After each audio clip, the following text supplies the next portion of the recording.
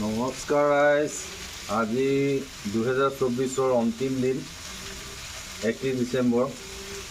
তো আমি সকলোৱে আজি প্ৰীতি ভোজন এটা কৰিব লৈছোঁ।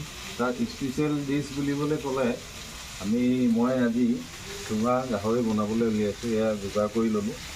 গাহৰি বইল কৰি সকলোখিনি ইয়াত মিক্স কৰি লৈছোঁ। আমাৰ ট্ৰেডিশ্যনেল বাঁহৰ চুঙা ৰেডি কৰিলোঁ। তাত এতিয়া আমি ভৰাই জুই কাষত সেক দিম। চুঙা গাহৰি আচলতে আমাৰ চুঙা ভাত বনায় আৰু মোৰ ওচৰতে মই চাই দিওঁ বনালে লাই গাহৰি তাৰপৰা মাছ বনাম, বিভিন্ন ধৰণৰ আপোনালোকক দেখাই যাম কেনেকৈ বনাব পাৰি, কেনেকৈ বনালে সোৱাদ হয়। আমাৰ থলুৱা খাদ্য, অসমীয়া থলুৱা খাদ্য সেয়ে বনাম আমি। একোৱেই নাই তুলনা তাতোকৈ ধুনীয়া তুমি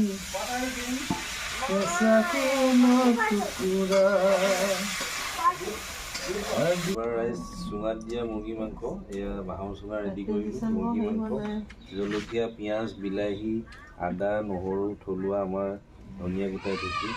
লগত এই পকা অমিতা লৈছোঁ। পকা অমিতা এটুকুৰা দুটুকুৰা দি দিলে সিজি যাব ধুনীয়াকৈ।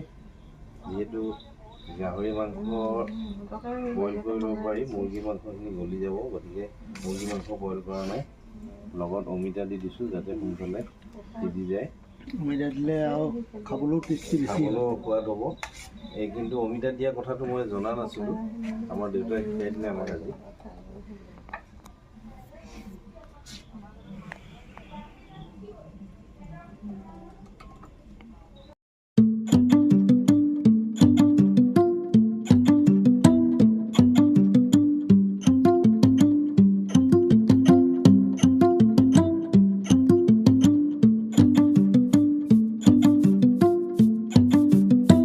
এয়া হৈছে লাই শাকৰ লগত বনোৱা গাহৰি মাংস। আৰু লাই শাকৰ লগত বনোৱা গাহৰি মাংস সকলোৱে খাই ভাল পায় চাগে, যিসকলে গাহৰি মাংস খায়।